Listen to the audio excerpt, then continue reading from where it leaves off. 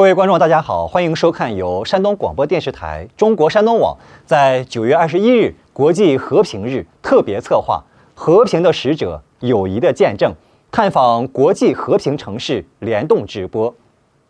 2001年9月7日，联合国大会通过决议，决定自2002年起，将每年的9月21日定为国际和平日。决议中提到，宣布此后国际和平日应成为全球停火和非暴力日，并且邀请所有国家和人民在这一天停止敌对行动。截止目前呢，中国共有4座国际和平城市，分别是山东潍坊、江苏南京、湖南芷江侗族自治县和河南登封市。2024年国际和平日纪念活动在山东济南、潍坊举行。中国山东网记者李晴此刻呢已抵达了活动现场。接下来，让我们跟随李晴的镜头去现场看一看。大家好，我是中国山东网记者李晴。我现在所处的位置是2024年国际和平日纪念活动现场。每年的9月21号是国际和平日，联合国呼吁所有国家和人民在这一天进行24小时无暴力和停火。说起国际和平日，我们先来了解下国际和平日的由来。第2次世界大战中，全球被卷入战争的国家和地区多达70多个，伤亡人数高达9000多万人，经济损失达上万亿美元。战争结束后，人民对和平更加向往。1997年3月，中国当代著名旅行家、学者周文芳先生首次向联合国安理会提出世界西战周的构想。联合国安理会接到申请后，决定将每年的9月21号定为国际和平日，还将国际和平日作为全球停火日和非暴力日。2001年9月7日，联合国大会通过决议，决定将每年的9月21号定为国际和平日。自国际和平日设立以来，每年的9月21号，联合国都会举行仪式，提请所有人关注、庆祝和纪念这一日子。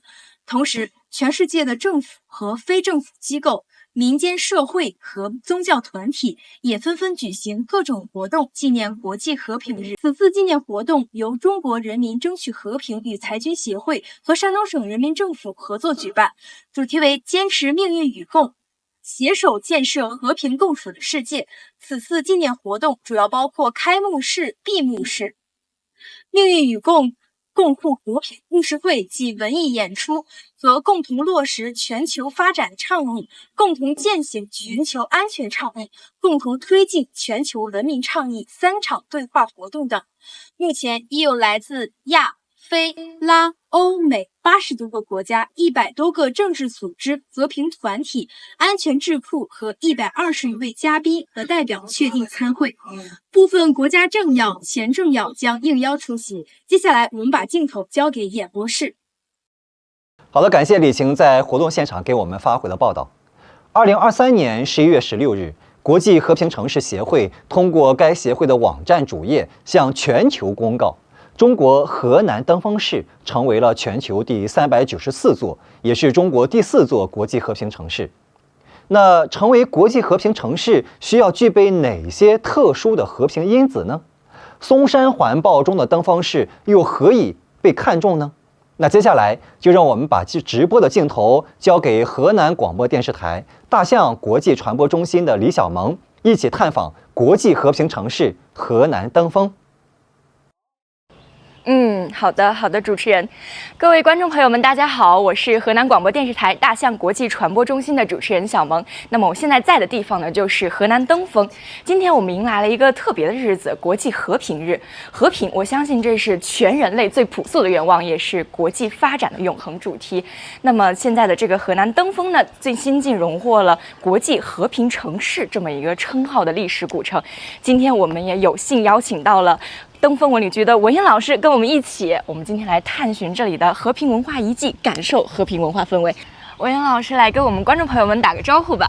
主持人好，观众朋友们大家好，我是登封文物局的文嫣，非常荣幸呢，能在今天这样一个意义非凡的日子里，和我们一起走进千年学府松阳书院，来探寻这座古老书院所蕴含的和平以及内涵。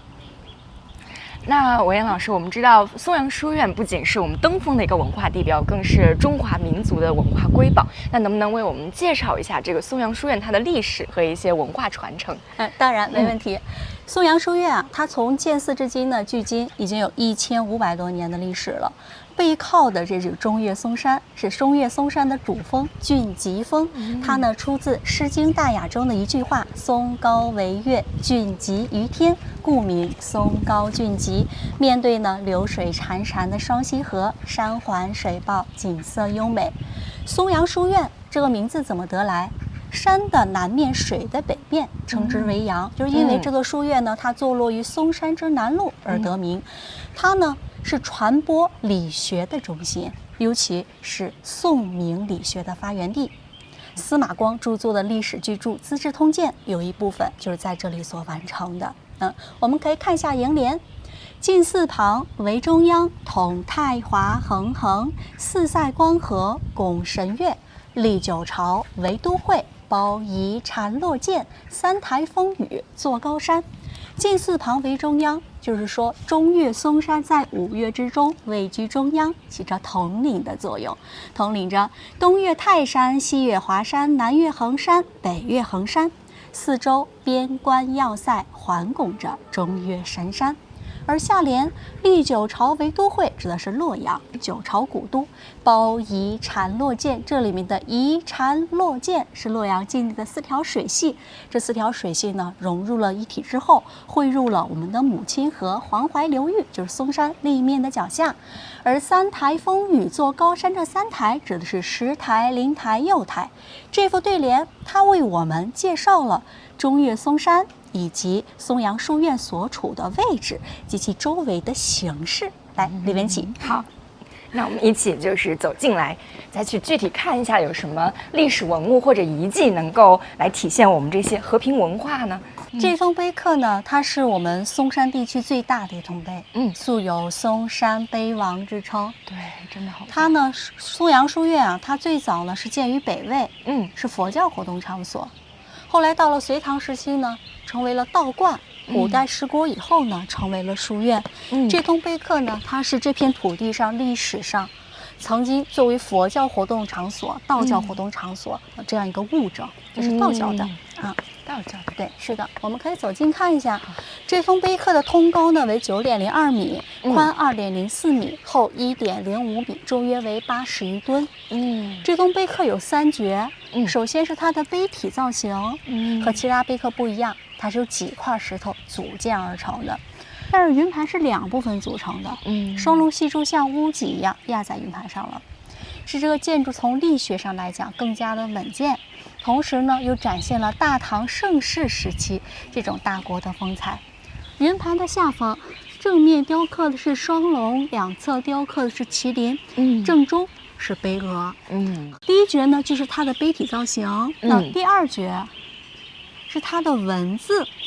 整篇文章是由当时的宰相撰文的，李林甫撰文，口蜜腹剑，这个成语就源于它。第3绝是它的雕刻工艺，它能够把这些字写出来一绝。另一绝是这些工匠，这些工匠能够把这些图案、这些字如此的栩栩如生、苍劲有力的表达在这些毫无生机的石头上面，而且又经过了千年的风霜雨打，保存的还这么完整，也是非常之难得的。这通碑刻被国务院第5批公布为国家级重点文物保护单位，是我们的国宝。对，是的。文言老师，我进来之后，我觉得咱们这儿风景真的是特别特别的美。那咱们就是从哪开始一起来？先来这边请。好，我们进来之后啊，先看眼前看到的这棵树，这是棵柏树，2000多年前的时候，汉武帝刘彻所赐封的。在西汉元丰元年，公元前110年，汉武帝刘彻来嵩山游历了。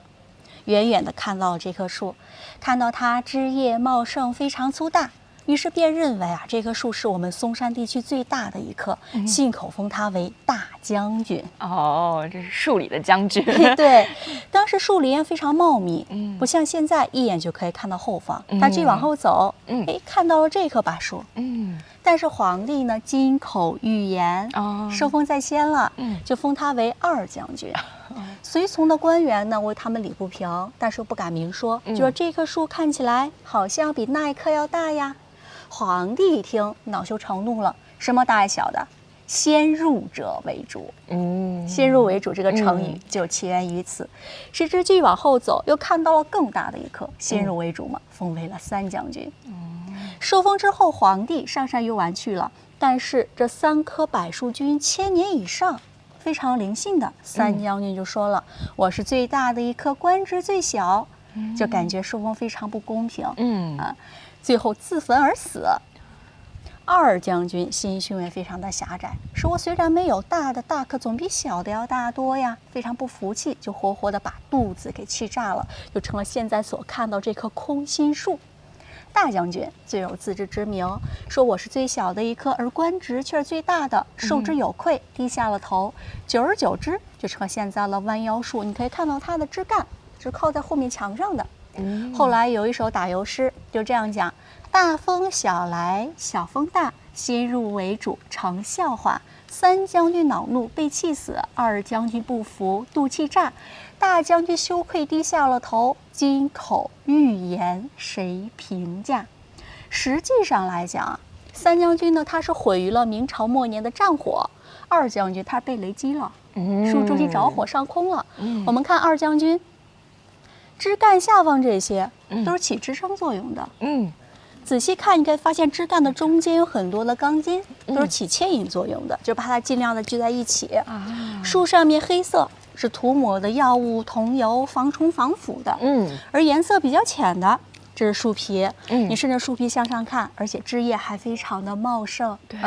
在它的地面以下有专门的监测监控系统，它的土壤环境、酸碱度、湿润度、营养供给这些数据会实时的传送到世界文化遗产监测中心，对这几棵树也进行实时的保护。据植物专家鉴定啊，这棵树啊，包括这个大将军和二将军，距今最少呢已经有4500年以上的历史了，它是原始森林里面遗留下来的原始柏。天哪，老师这么一讲，我就是再看这3棵树的感觉就完全不一样了，而且真的是很生动，然后又很蕴含很多哲理的故事。对，好，我们左手边这个墙上看到这3棵柏树，这是明朝时期保留下来的，当时3棵将军柏的画像。对，哇，还有这种画留下来，还是明朝时期的。是的，三将军呢，他是毁于了明朝末年的战火。这是当时的3棵将军柏。那我们可以看到最小的一棵，官是最大的，就是大将军。这是二将军。能够看到二将军隐约的影子。这是三将军最大的一棵，它毁于兵火了。现在是看不到。可以看一下旁边这桶碑刻，它记载的是我们松阳书院的一个历史，在这儿。重建松阳书院记啊，它非常清晰地记述了松阳书院的历史。在这儿你看啊，崇福宫有太师书院，建自5代周时，宋至道间赐9经，景佑间重建，改称松阳书院。还记述了在这儿的任教人员，韩为、司马光、程颐、程颢、刘安世、范纯仁、杨时、李纲等等这些名儒都曾经汇聚在此，集中讲学。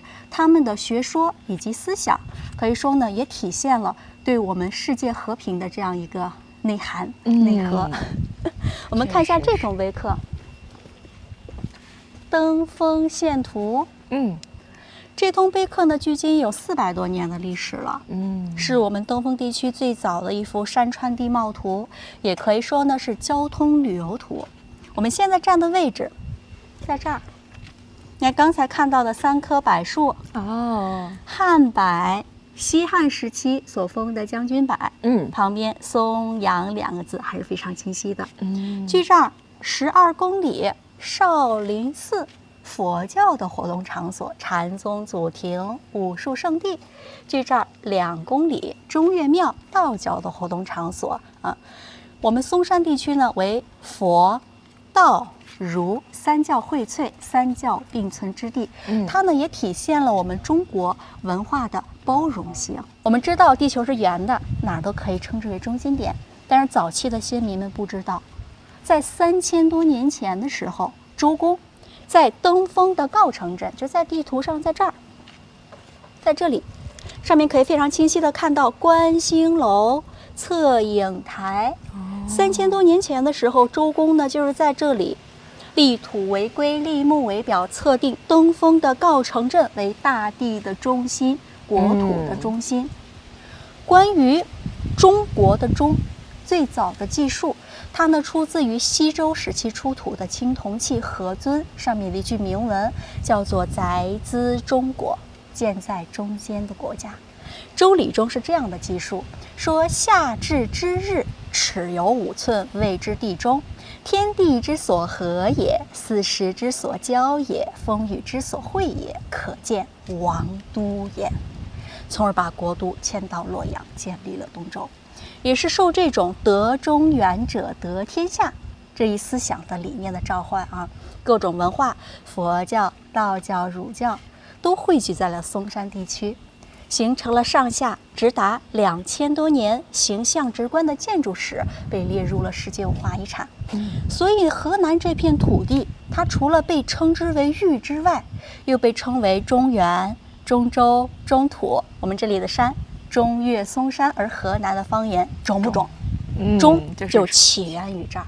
经过第3次文物普查之后呢，地面以上不可移动的文物呢是1497处，其中国家级的重点文物保护单位呢有24处26项，可以说每一处文物古迹，它呢都彰显着和平的光芒。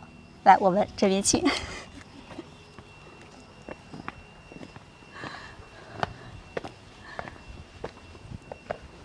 哦，这个是谁的像呢？这个孔子。哦，这间殿呢是先圣殿，至圣无欲，浑天下，圣极有范，垂人间，就是孔子的思想，广为流传。可以说，在世界各地有很多国家建的都有孔子学院、国学院啊。孔子呢，他呢被尊奉为至圣先师、万世师表，其儒家思想对中国和世界都是影响深远的，被评为世界10大文化名人之首，是教育的创始人，编辑事业的开山祖师，著名的思想家、教育家以及政治家。来，我们前面请，一起走进。哇，这旁边都是他的弟子。这是他的4大弟子，对，曾子、孟子、颜子、子思。其中孟子呢被称为了续孔子之后的第2位圣人，因此呢又被称为孔孟之道。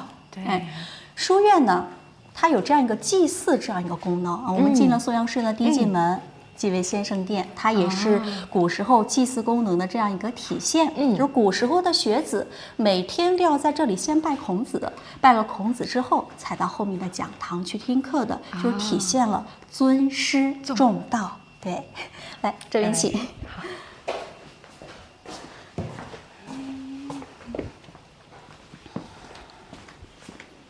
后面就是他们讲学的地方，是书院对吗？哎，对，是教书育人的一个地方。讲堂环境真的好好啊。是的，门口的这是4通碑刻，就是城门4珍碑，有我们所谓的非礼勿视、非礼勿听、非礼勿言、非礼勿动。就是从个人做起，所有的言谈行为举止止于礼而发乎于礼。好，我现在走进来，突然觉得严肃了很多。讲堂，哇，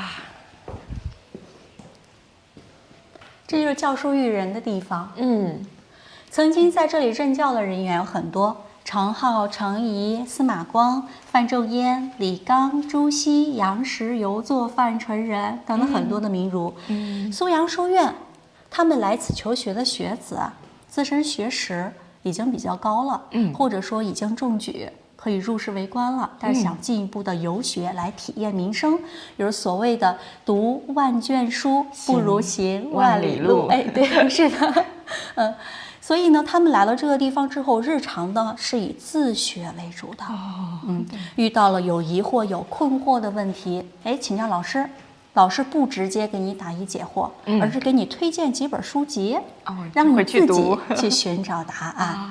每个月呢，他们会进行一次讲会，会有山长啊或县令来主持，邀请名儒们和这些学子们共同来开展讲会，就是通过他们这1个月内的学习，对一些知识来进行答疑解惑，采用的辩论的这种形式，就像我们现在的甲方乙方，因为每个人的观点想法都是不一样的啊，通过对一件事物不同的看法来进行相互争辩，从而相互促进、相互学习，有所谓的三人行必有我师焉，从而取长补短，相互学习。这个教学方式真的是。我感觉我们现在都需要去学习一下这种，对，以和为贵，也是我们中国这种几千年的这种中庸的思想。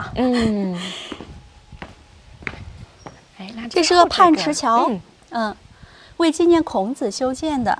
孔子的家乡呢在泮水之滨，所以在古时候呢，他们称入学为入泮，称学堂为泮宫。就是为了纪念孔子，但是一般来说，泮池桥大多都是作为园林景观而存在的。但是在松阳书院，它是在中轴线上的。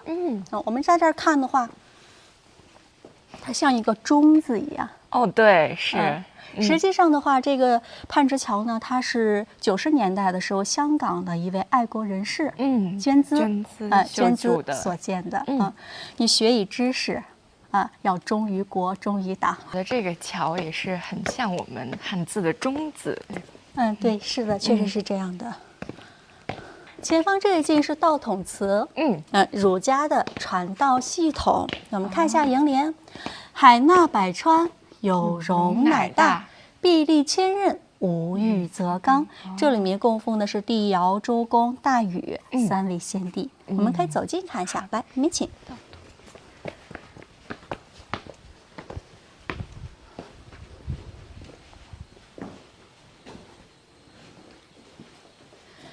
这位呢是周公，后面是周公策引图。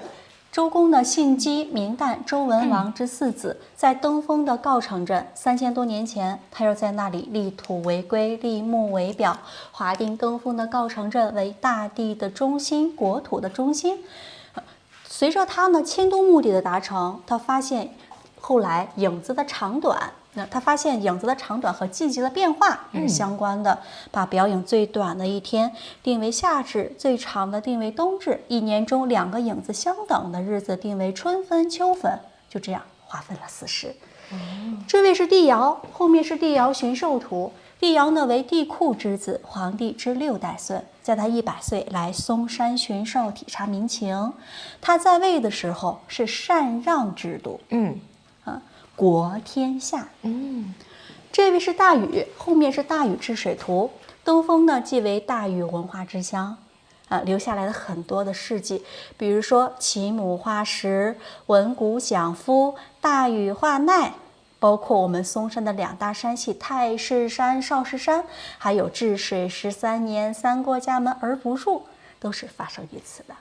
来，我们这边请。就是这3位先帝也是对农业发展有很大的贡献，对，刚好是他们的可以说他们的思想，包括他们这些品德，对可以说对和平有影响非常深远。文言老师，刚刚我们看到那个石碑上呀，就是记载了有非常多学派的学者呀、学生啊在这里授课学习。那我们那个县志图上，我也看到周边有很多历史文化景点。对，是的，登封这个地方啊，它名胜古迹众多，比较有代表性的就是3教荟萃，佛教少林寺，道教中岳庙，以及我们现在来到这个地方松阳书院，它呢也体现了我们中国文化的这样一个包容性，也是几千年的这种中庸的思想。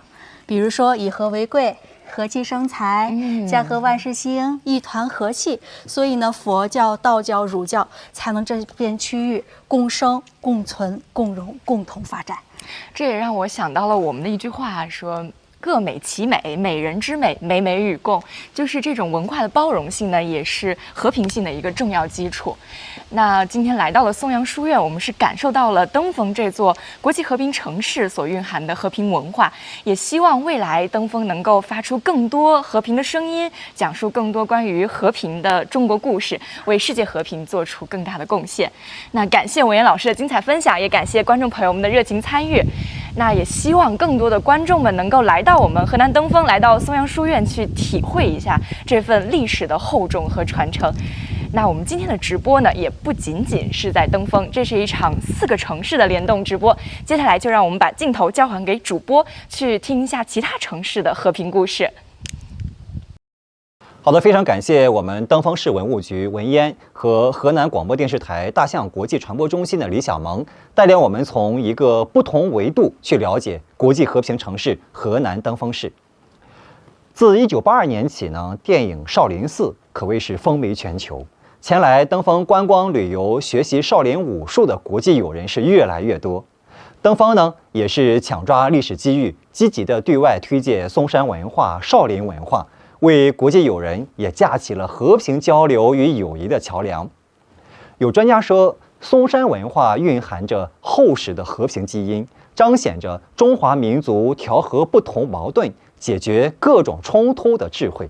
这是登封荣获新的世界级文化名片的关键加分项。由中国人民争取和平与裁军协会和山东省人民政府合作举办的2024年国际和平日纪念活动呢，在济南和潍坊举行。山东潍坊是一座和平之城。2021年2月3日，潍坊被国际和平城市协会评选为全球第308座国际和平城市。获评3年来，潍坊各界积极开展和平宣传，加强和平教育，促进和引领和平交流。潍县集中营旧址创建为全国爱国主义教育示范基地、全国重点文物保护单位，先后和多所知名高校和43个国际友城开展交流合作，汇聚起了促进和平发展的共识与力量。那此刻，我们中国山东网的记者韩贝贝已经抵达了国际和平城市潍坊，在这里，他又有哪些新的发现呢？接下来，我们一起连线韩贝贝。大家好，我是中国山东网记者韩贝贝。国际和平日，我在山东潍坊。今天呢，我将带领大家走进潍县西方侨民集中营旧址博物馆，来了解一段发生在这里的关于国际和平的故事。那么我身边的这一位就是我们博物馆的讲解员严彬。那么今天请严彬来带我们参观一下咱们的博物馆。好的，屏幕前的观众朋友们，大家好。那我们大家现在所在的潍县西方侨民集中营旧址，它是建于1882年，那距今现在已经是有着140多年的历史了。它最早是由美国北长老会在潍县所创建的一所集学校、医院和教会于一体的综合性场所。那其实想当年啊，在这个乐道院当中啊，就有着我们看到面前大大小小的建筑，当时就有着70多座，建筑面积是达到了83200平方米。那现在现存的文物建筑一共是有7处。那在第2次世界大战期间，日本法西斯是占领了潍县乐道院，那并将这里改为了外侨集中营。集中关押了来自世界20多个国家的2000多名西方侨民，这其中也包括327名儿童。那在此期间，日本看守对他们是严厉看管、强迫劳动，并且凶狠残忍地对待他们。所以说呢，潍县集中营旧址所的每一处建筑都是记录了日本军国主义的凶残暴行，那也与遗存在世界各地的法西斯集中营旧址一样，都是全人类的伤痛记忆，也是在2战期间，咱们中国人民同世界侨民共同来反抗日本法西斯的正义斗争以及国际主义精神的象征。好的，我们继续向前参观。可以说百年沧桑，旧貌新颜。如今潍县集中营旧址的每一座文物建筑，也是静静地向我们讲述着100多年来发生在这里的历史故事。那接下来我们就要进入我们的主展馆进行参观了啊。这里。好，我们现在进来了。好的。那现在啊，我们就已经来到了博物馆的主展厅。那在19世纪中叶，当时中西方文明是发生了剧烈的碰撞，而依托着工业革命带来的近代化，西方列强开始打开中国紧锁的大门，让越来越多的西方人开始踏足中国这个古老的国度。而教会势力他们也不甘落后，那就试图以传播宗教的方式来打开这片土地。那乐道院就是诞生在那个动乱的大时代里。那其实啊，说起乐道院，那不得不提起的就是潍县。那说起潍县啊，就是咱们今天的潍坊啊。潍县就是潍坊是在新中国成立之前的旧称。那在这里也是以沙盘的形式向大家来介绍一下潍县城。我们大家可以看到啊，潍县城是以中间这条白浪河为中线，然后分成了东西两城。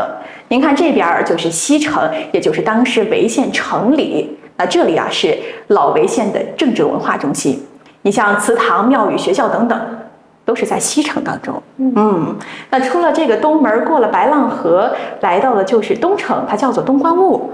那这里啊是老潍县的经济中心。当时啊，在这个沿河，我们可以看到这里会进行非常多的这种商事活动，也可以说咱们潍县人也是利用优越的地理位置来发展经济，使得潍县成为了鲁东地区的商业枢纽。当然，这些啊也是为后来潍县的近代化打下了非常坚实的基础。这是我们潍坊的老城区。对，其实我们可以来往这里看，大家有没有看到这里啊？乐道院，这就是我们乐道院的所在位置。它位于哪里呢？我们可以往西城方向看一看，位于潍县城的东南方向，在这个地方，在这个位置。对，好的，我们继续向前参观。好，那接下来呢，向大家介绍的就是乐道院的创建了。好的，我们来进入这个房间。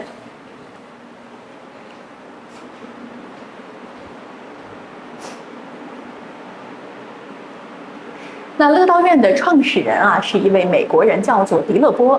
1881年的时候，狄勒波抵达登州，来到了中国。那在兄长狄考文的帮助之下，他开始学习汉语，了解中国文化。后来他途经潍县的时候，发现在这个地方可以说是商贸繁荣，交通便利，而且文化底蕴是非常深厚的。于是呢，狄勒波他便下定决心要留在潍县城，并在这个地方啊建立了乐道院。其实最早的时候啊，乐道院它的面积并没有那么大，它只有1.1万平方米，主要就是以平房为主的建筑，分为了学校、医院和教会所使用。但是呢，在1900年的时候，这里却遭遇到了一场大火的焚毁，是因为当年这个义和团运动兴起，当时反洋教风潮是一度波及到了这里。那当地的潍县老百姓也是在乐道院当中放火，烧毁楼房42间，瓦房136间，损失非常的惨重。不过呢，在义和团运动结束之后，狄勒波他也是再一次的重返到了这里，也是对乐道院进行了一番重建。我们现在所看到的，就是重建之后的样子啊，这重建之后的啊，是的。那现在啊，这个乐道院当中，它现存的文物建筑一共有7处。那这7处分别在哪儿呢？我们可以看一看。您看，现在我们所在的就是这处建筑啊，我们现在这栋楼所在这栋楼啊，对，它是当年的乐道院医院啊。这座建筑也是现在现存7处文物建筑当中面积最大、最具有代表性的一座。那这里还有2排建筑。那在乐道院时期的时候，它是作为医院医护人员宿舍使用的。那集中营时期是侨民们的关押房。我们再来看看这里，这里有2处建筑。那这一处是当时乐道院当中的女子圣经学校，对面的是他的当时的校长办公室。这2处建筑离我们很近，就在这处建筑的西边，大约有50米的距离。我们再来看，这里有2处建筑，这是当时传教士的住宅，现在呢叫做文华楼和文美楼。那也是位于今天潍坊市广文中学的学校中。我们大家可以看到啊，现在现存的1、2、3、4、5、6、7处文物建筑，它的整体分布就大致如此了。明白。好的，我们继续向前参观。也就是说，我们现在所在这栋建筑最开始建立是一座医院。对，它是建于1924年，那今年是正好100年了啊。其实我们看这个建筑，我们大家可以看到很多的小房间。虽然我们在外面看着不大，里边是非常大的，它一共有4层，地上是3层，地下1层，面积有2461平方米。现在我们是全部作为这个展览所使用的。就是我们的博物馆啊。是的。好，我们上2楼。好的，那接下来的时间呢，我们将去2楼，我们去参观西方侨民集中营的专题展览。当然，这当中啊，就是主要讲述集中营当中的故事。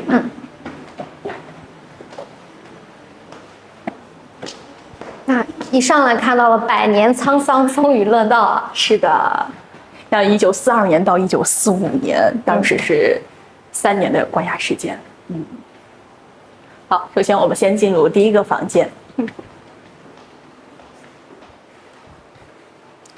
那在这里啊，向大家介绍的就是当年乐道院它是怎样成为西方侨民集中营的。因为呢，在1941年12月7日，日本偷袭了美国海军驻地珍珠港，导致了太平洋战争的爆发。那由于在珍珠港事件当中啊，一些在美国的日侨间谍向日本法西斯军政当局是提供了情报，那这个行为啊，引起了美国政府的相当不满。于是呢，美国政府就将在美国居住的大约是有6万多日本人，将他们统一到了洛杉矶进行人身自由的限制。那其实当时早就蓄谋已久的日本，那就以此为借口，将中国沦陷区当中的美国、英国、加拿大、澳大利亚等国的侨民是强行的隔离关押，然后在中国的华北地区就选中了这里，选中了山东潍县乐道院。我们可以看到墙上的这些照片，这就是当时侨民们被关押的地方。那据统计呢，当时前后被关进潍县集中营的大约是有2000多人。那这2000多人当中有327名儿童，还有一些呢是当时社会上的一些知名人士。那这里也是曾经关押了第1位把放射学专业传入到中国的美国人赫氏博士，齐鲁大学的教务长德维斯博士，美国的第2任驻华大使恒安石先生，英国著名的奥运会冠军埃里克利迪尔，以及燕京大学夏仁德等33名外籍教授，他们都是在这里度过了囚禁的生活。那当年日军在中国一共设立有40多家集中营，那其中潍县集中营是当时规模最大、关押人员最多的一座平民集中营。其实我们看到这些照片，你像这片区域，就是当时侨民们的主要关押区，主要以家庭为单位进行关押的这片平房区。您看，像这2张照片，是当时经过一番改造之后所呈现出来的样子。好，我们继续向前。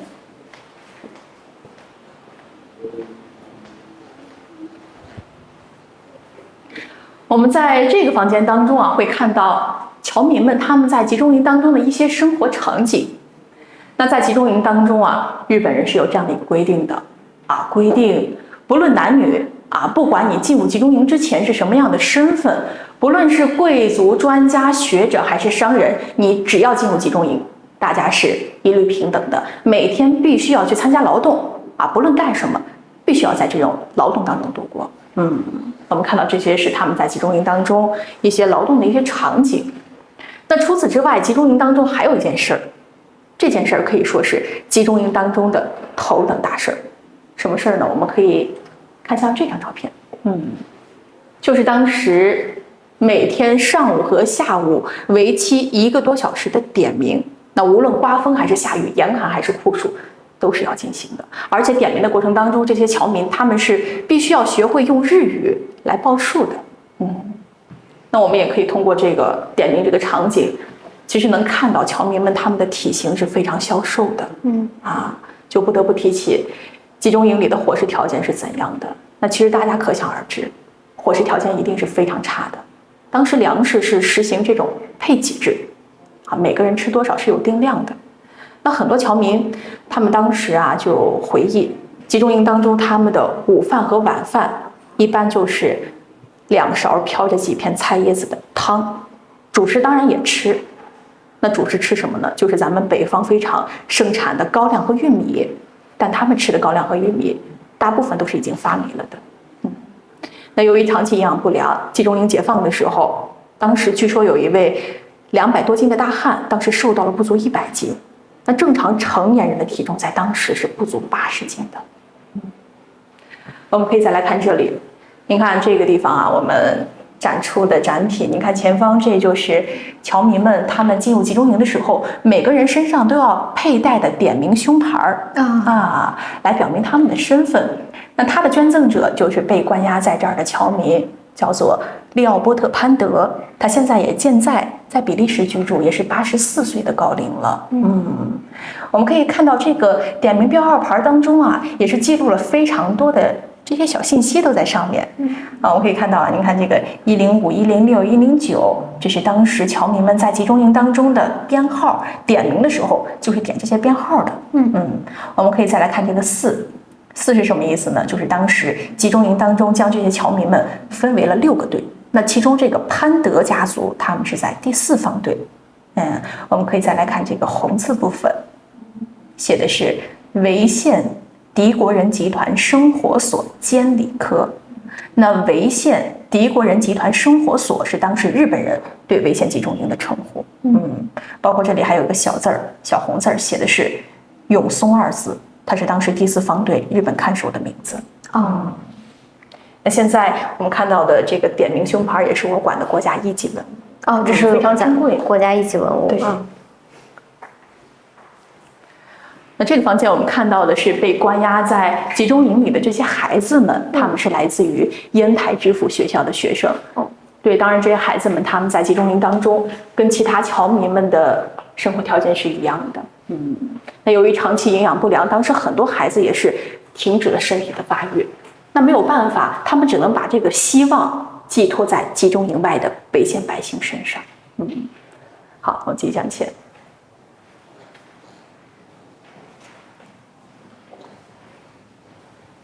那这是一张床？对，是一张床。那这张床可不一般，它也是我馆的国家一级文物。这也是国家一级文物。是的，那这张床还不是一张国产的床，它是一张英国产的床。我们可以看到这里有它的一个标牌，下方我们也是做了一个放大版。Deccan Brothers，英国戴肯兄弟制造公司所生产的一张铁床。那在这张铁床的背后也是有着这样的一段故事的。当时集中营里是传出消息，孩子们缺乏营养，非常需要鸡蛋。于是，一位叫做韩旭廷的年轻人，他得知到消息之后，他就立即行动起来。当时东拼西凑的淘换了2.5斤白糖和5斤鸡蛋之后，当天夜晚，韩旭廷是躲过巡逻队，避开探照灯，他用一根长木杆挑过了高墙电网，然后把鸡蛋和白糖送进了集中营。那送过几次之后这些早被洗劫一空的侨民，他们无以为报，就将身边当时使用的这张铁床，把它拆卸成了3块，然后趁这些日本看守不注意的时候，也是用一根长木杆吊出去，送给了韩旭廷。那其实虽然说我们屏幕前的观众朋友们其实可以看到，这张铁床或许它本身并没有多少实际的价值，但却表达了当时已经身处困境之中的这些侨民，他们每个人心中一种沉甸甸的感激之情，也是这些侨民们在连自己生命都难以保全的情况之下，唯一可以拿出的来表达自己情感的东西。那也是因为这张铁床它无法衡量的价值，韩家人就把它一直小心翼翼地保存至今。那直到2019年的10月份，由韩旭廷的儿子韩崇斌老人将它无偿捐赠给了博物馆。可以说这张铁床的出现，也是使得我们所有的人都成为了当年那段和平和友谊的见证者。非常珍贵，也是非常珍贵啊，咱们中西方人民这种守望相助的感人故事。哦，这也是个沙盘。对，这里也是一个沙盘，跟我们1楼看到的还不一样。那这个沙盘啊，是潍县集中营的沙盘。哦，这个是我们可以看到不一样的是，您看四周，是不是布满了一道道的铁丝电网？这是1942年日军占领乐道院之后，他们首先做的一件事情，就是把乐道院进行了一番大肆的改造。经过改造之后，四周布满了铁丝电网，包括你们看到这上面有非常多的碉堡和瞭望塔，而且这个每个瞭望塔上面都配备了探照灯、机枪小炮等武器，每个上面都有日本看守所把守。我们再来看一下集中营它的整体分布是怎样的。首先呢，我们可以看向这片平房区，这个地方啊，跟我们在第一个房间看到的照片是一样的。那这一块呢，是当时侨民们的主要关押区，是以家庭为单位进行关押的，主要是集中在这片平房区当中。我们再来看这里，那这里是现在现存的女子圣经学校的这处建筑，是关押集中营里单身男性的一个单身宿舍，主要集中在这儿。我们再来看大家现在我们所处的这处建筑乐道院医院。那集中营时期啊，它的1楼是作为卫生所使用的，2楼、3楼、4楼这里是传教士的关押房。我们再来往后看，大家可以看到后边这片区域非常的宽阔，谁的住所呢？日本看守的住所。那这个地方当年实际情况上，这个地方是竖有了一个很高的围墙，侨民们禁止入内。经过一番改造之后，当年昔日幽静典雅的乐道院，就在顷刻之间变成了一座阴森恐怖的集中营。不过，在1944年的时候啊，集中营当中发生了2人的逃跑事件，有2个人从这里逃走了。对，主人公是谁呢？这当中又发生了怎样的故事？那在1944年6月9日的时候集中营当中发生了2人逃跑事件，其中一位主人公就是当时北平辅仁大学的青年教师，也就是后来任美国第2任驻华大使的恒安石。另外一位是英美烟草公司的经理迪兰。他们2个人是在当时熟悉当地情况的德维斯博士的策划之下，成功的完成了出逃。那德维斯博士当时也是通过集中营里的一个掏粪工，他叫做张兴泰，由张兴泰联系到潍县当地的抗日武装。那联系好了之后迪兰和恒安石就通过每天晚上的观察，发现在每天晚上大约9点钟的时候，这个2班的日本看守会进行交接班。那交接班的时候他们是共同会巡视集中营1周，来检查一下电网上有没有垃圾，可以把它检视下来。那在检视的过程当中，这个电网是停电的，大约是有10分钟的时间。那这10分钟是一个非常绝佳的逃跑时机。于是经过每天晚上的观察，迪兰和恒安石选在了6月9日晚上9点。当晚9点的时候，迪兰和恒安石趁日本看守不注意检查电网的时机2个人呢是由一位身高2米的英国电气专家汤米·韦德充当人替。我们可以来看一下这张照片，是谁呢？就是这一位。可以看到这个合影当中，这个最高的这个人，他叫做汤米·韦德。当时是由他来充当人替，2人先后踩在他的身上，跳出了集中营。那此时此刻，距离潍县集中营大约2英里的地方，潍县当地抗日武装就已经在此等候着他们了。可以说呢，迪兰和恒安石是在善良的中国百姓和当地抗日武装的帮助之下，成功的完成了出逃。那出逃之后呢，2人也是先后辗转抵达了当时游击队的驻地平度县孙正村，然后在这儿写了密信，报告了集中营里的真实情况。那游击队拿到密信之后，立即派人将密信送往了重庆美英驻华大使馆。那美英驻华大使馆得知到潍县集中营里的真实情况之后，然后也是立即调拨了一批军用物资，并且指示迪兰和恒安石让他们就地参加当地的抗日武装工作。我们看到这里也是当时协助出逃的这些人员的一个合影。您看，这一位就是恒安石啊，这位就是张兴泰，那位掏粪工，这是这个狄兰，那其实当时这个恒安石，我们说他是美国的第2任驻华大使。那在他的任期期间，也是达成了中美两国非常重要的8·17公报。那潍县集中营的解放日是1945年8月17日，非常巧合的在这一天完成了非常重要的8·17公报，或许是一个非常美好的一个巧合。对，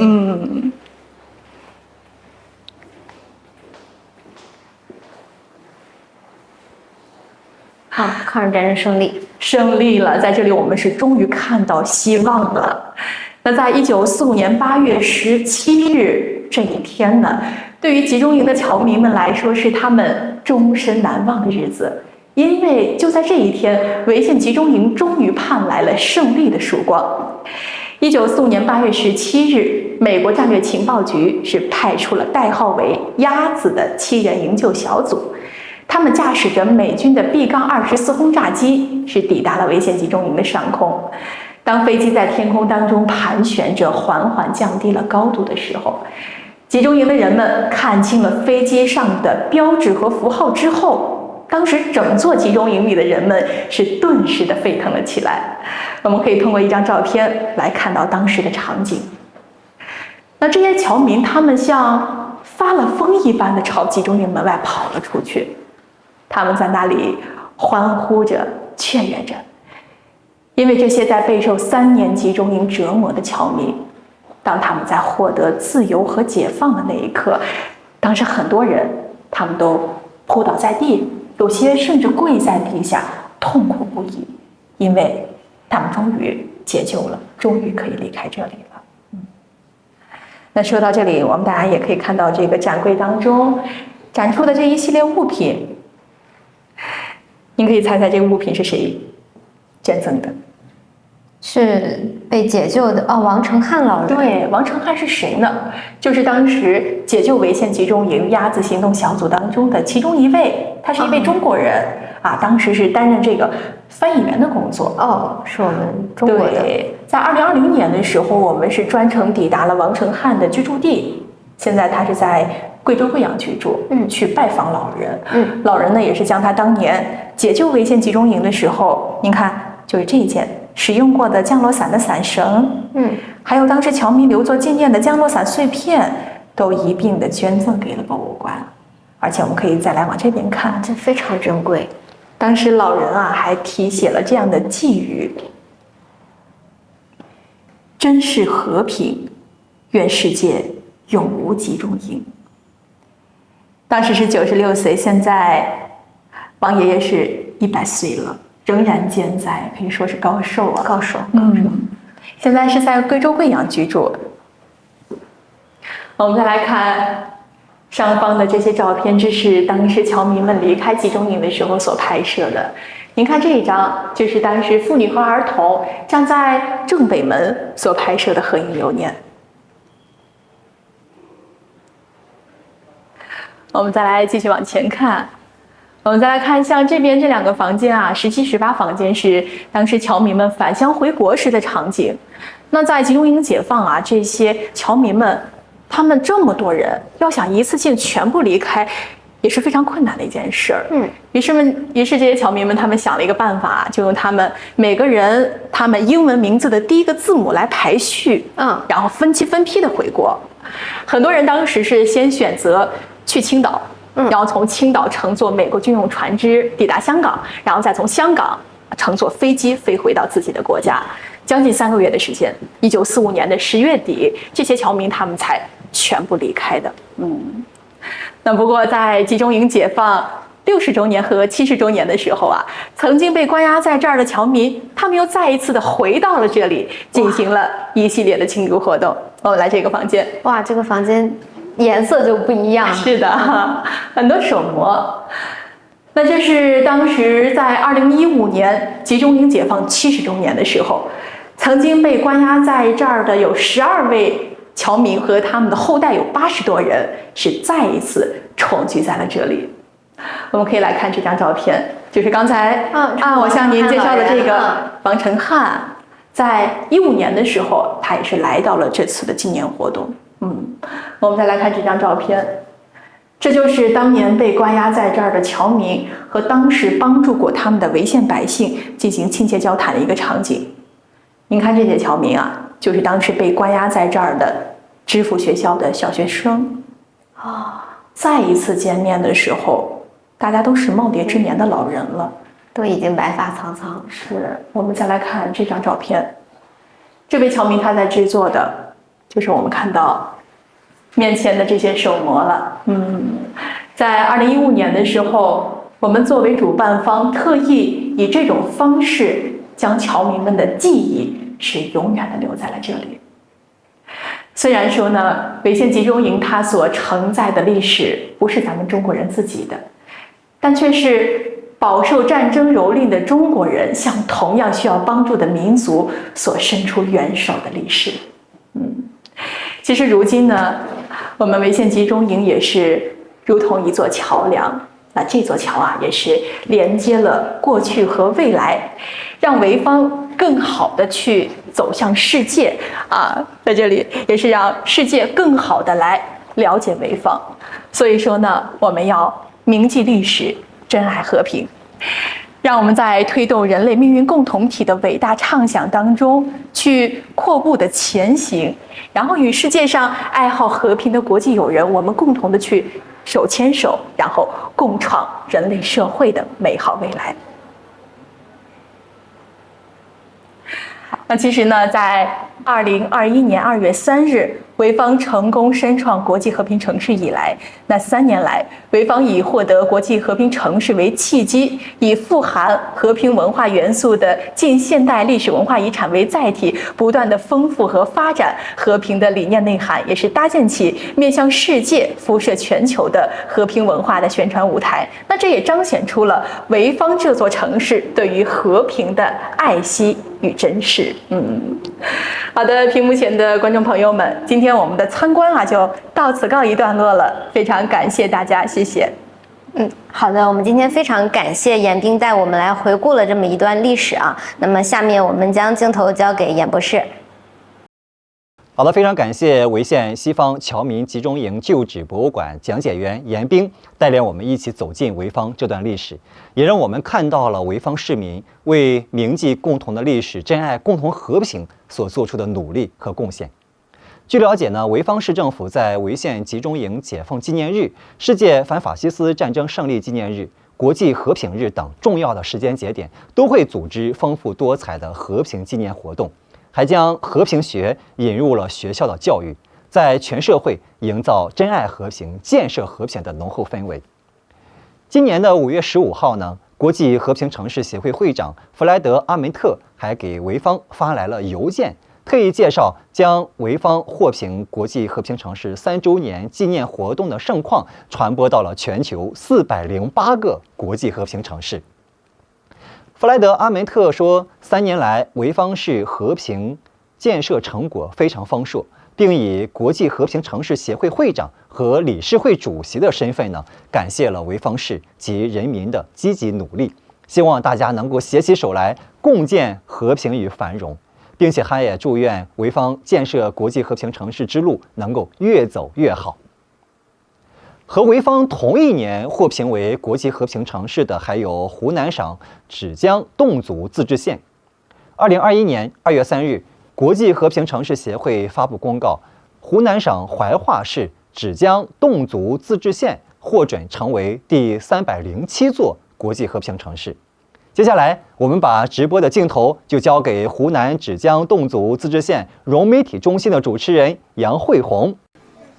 大家好，我是芷江融媒体中心主持人杨慧红。国际和平日，我在湖南芷江。2021年2月3日，芷江获准成为中国第307座国际和平城市，是继南京之后的又一座国际和平城市。今天我就跟讲解员一起带大家了解芷江，走进中国人民抗日战争胜利受降纪念馆。大家好，我是中国人民抗日战争胜利受降纪念馆的讲解员邓宇。那在我们身后的就是素有中国凯旋门之称的受降纪念坊。整座受降纪念坊呢，它是华夏大地上唯一一座纪念抗战胜利的标志性建筑，也是全球的6座凯旋门之一。它保留了传统的4柱3拱门牌坊式建筑风格，以及下面有民国时期风格的护栏。整体上看上去，它就像中国汉字中流血牺牲的血字，也就代表着中国人民抗日战争取得全面胜利是由3500万同胞用他们的鲜血和生命换来的。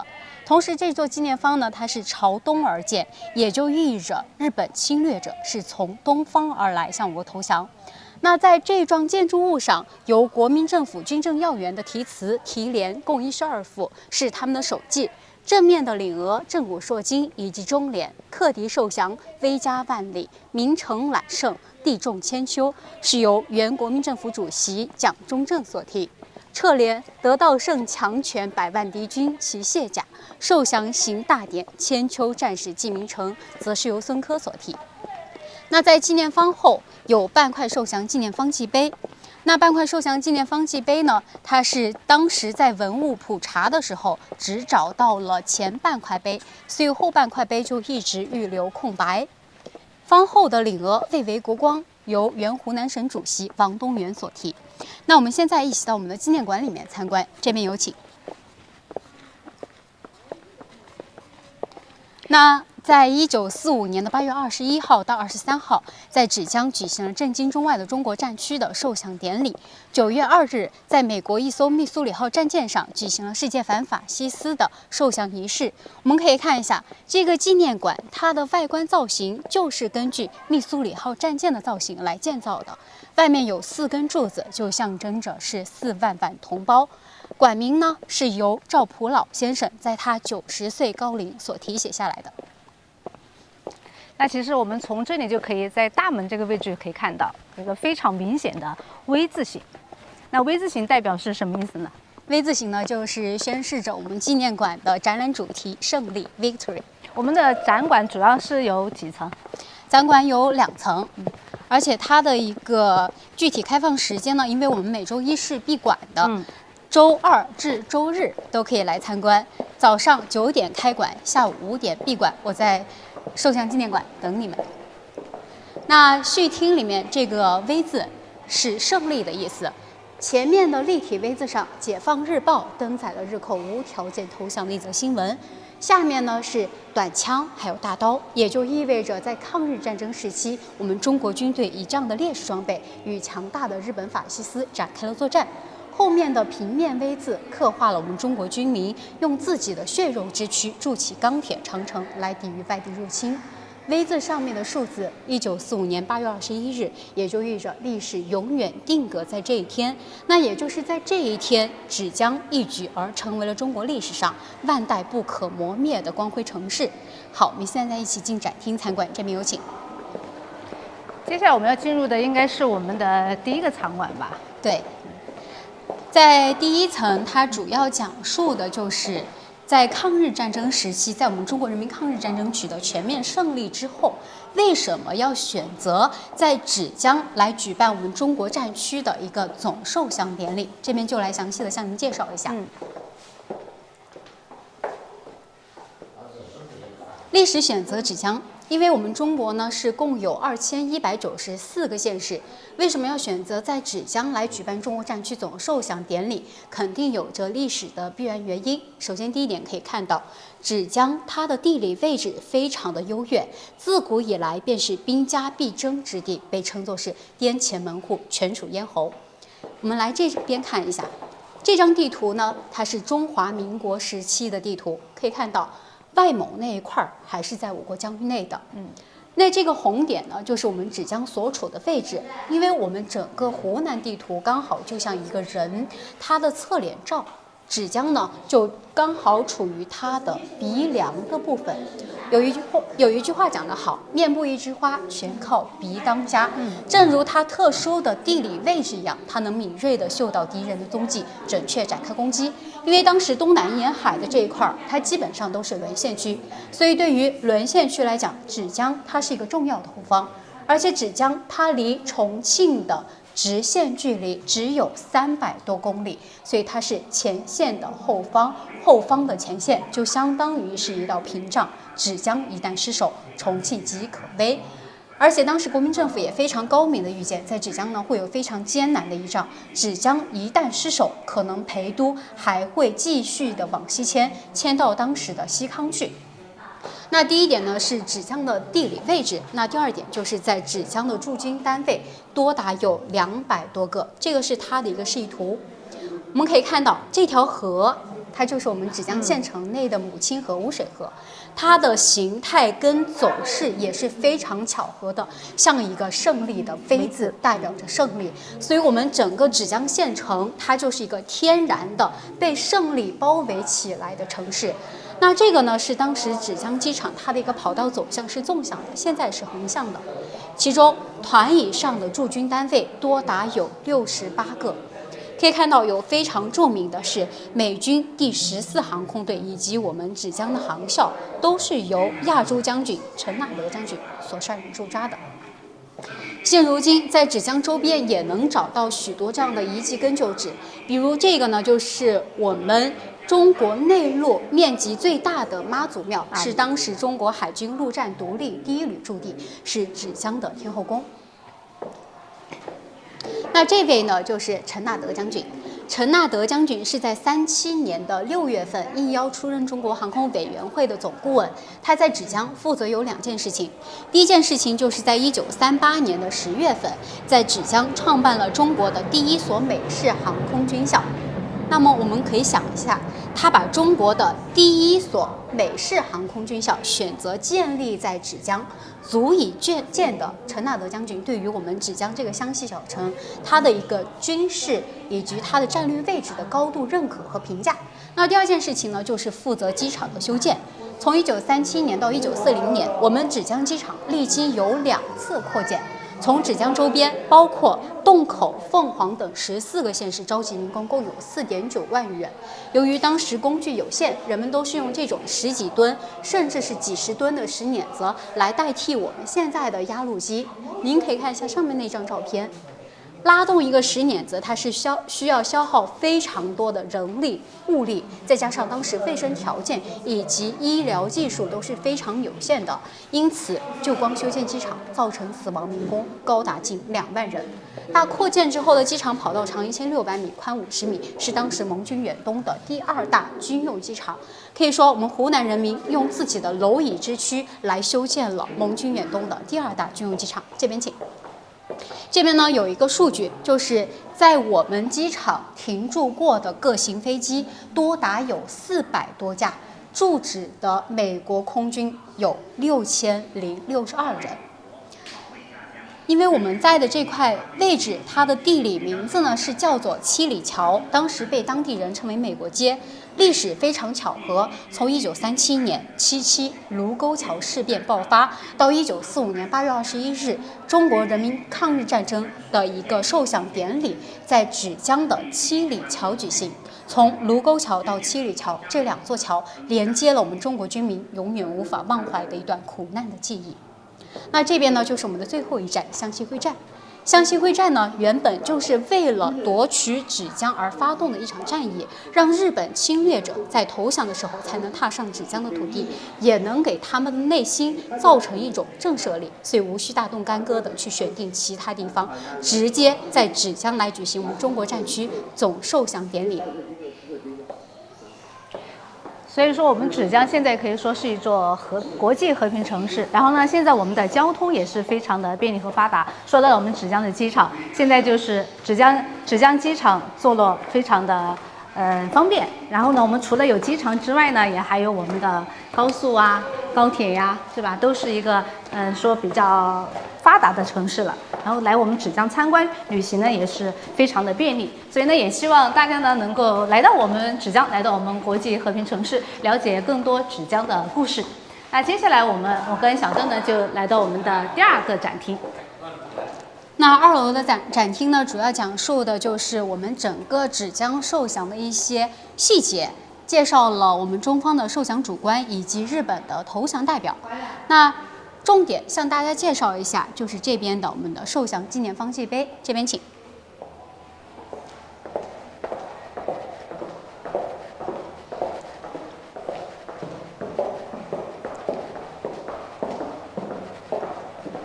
今年烽火起卢沟，一纸降书落芷江。那经过了长达14年之久的抗日战争呢，这是我们芷江小城能够承载这一份民族的胜利。最初的时候，其实我们最开始纪念馆只有这半块残碑以及那个受降纪念方济碑。这半块残碑呢，它叫做芷江受降纪念方济碑，刻有铭文223个字，讲述了日本投降的一个历史背景。但是由于当时在找到这半块残碑的时候，它在农民的家里垫水缸，它是我们纪念馆的镇馆之宝，也是国家的1级文物。最初我们纪念馆的规模只有12亩地，发展到现在的200-300亩地，全都是依附于这半块残碑，再去慢慢的挖掘史实，找寻资料。这边呢还有一个受降纪念方它的一个落成碑，标炳千秋。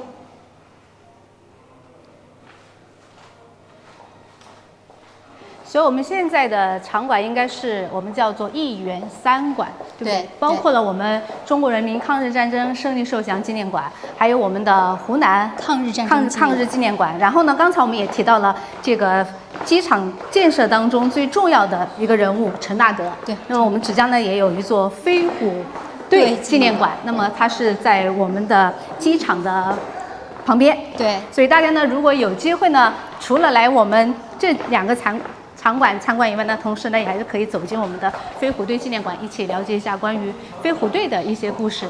那接下来呢，我跟小邓2个就要带大家去到一个比较重要的一个会场，那就是我们的中国人民抗日战争的胜利受降典礼的会场。它刚好跟我们这个纪念馆是相对的，让我们一起去看一看。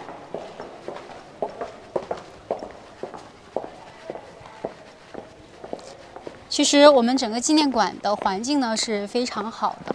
您看一下，我们走过去的时候，这2边呢，这个树它的品种呢叫做中山柏，它是种植于1995年，而且这个树呢它是没有经过人工给它修剪，自然形成的。这样走过去的时候，它就像2排的士兵在守卫着我们最中间的那个受降堂。是的，现在我们呢，中国人民抗日战争胜利受降纪念馆呢，也是我们爱国主义教育基地。大家其实往这边看，可以看到非常多的我们的基地的寿牌，一个荣誉栏。所以每逢重大的节日啊，然后很多的单位，然后学校都会带着孩子们来到我们的纪念馆里面参观，缅怀那一段历史，让大家可以珍惜现在和平的来之不易。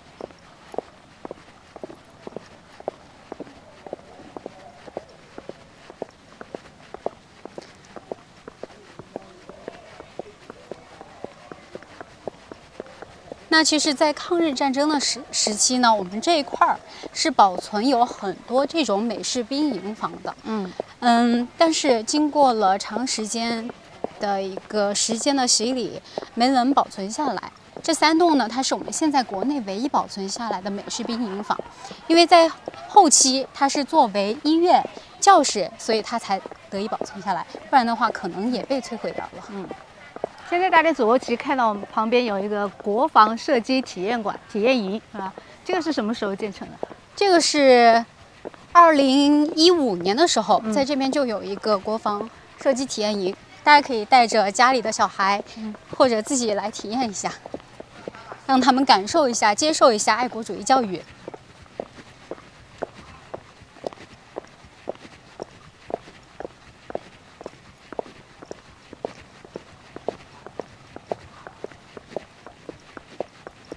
那这个黑色木房呢，它是1938年建的，它呈一个品字形，在我们纪念馆内排列。左边呢，第1间是何应钦将军在芷江的办公室，在旁边就是接待室。右边的这间呢，是中国战区的陆军总司令部的旧址。中国战区陆军总司令部呢，是在1945年2次迁到芷江来，第1次是在1945年2月份。当时湘西会战的时候，第2次呢是在1945年的8月份，芷江受降的时候。那最中间的这间呢，就是中国战区受降典礼的会场，也就是受降堂。那也就是在这间屋子内，我们中华民族一雪前耻，从此走向了辉煌。待会儿我们就一起去看一看这个会场的情况。好的。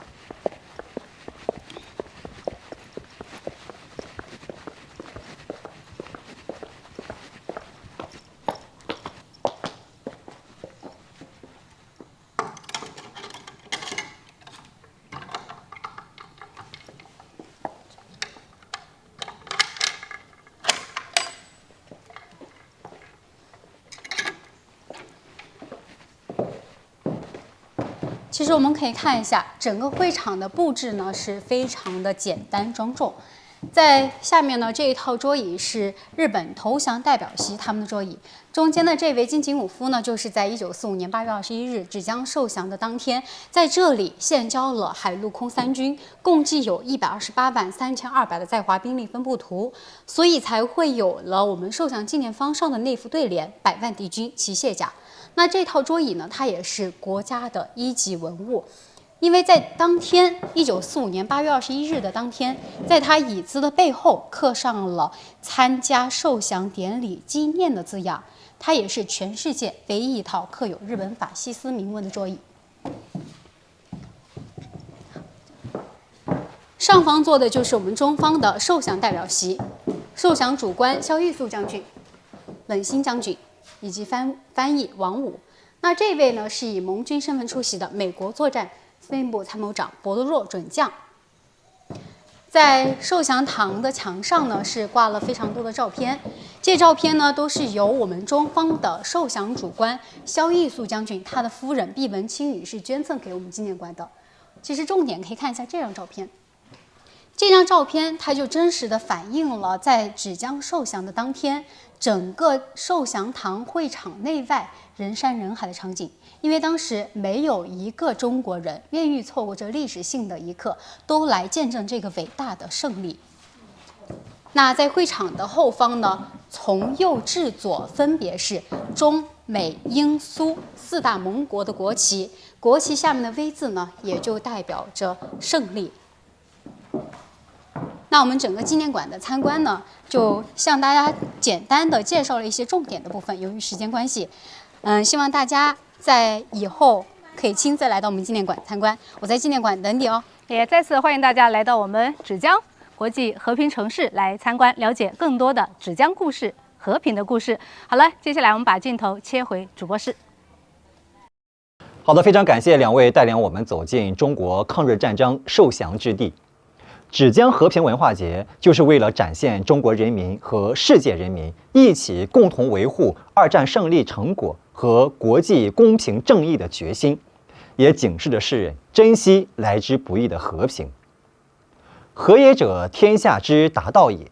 中华文明呢，是历来崇尚以和崩国，和而不同，以和为贵。爱好和平的思想已经深深地嵌入到了中华民族的精神世界。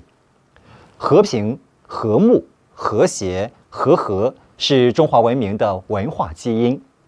人类生活在同一个地球村，和平、发展、合作、共赢是不可阻挡的时代潮流。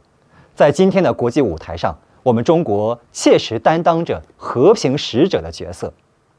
文明交流互鉴，构建新型国际关系，构建人类命运共同体等中国主张，就是中国在用和平文化与世界对话，为人类和平与发展事业贡献着中国智慧、中国方案、中国力量。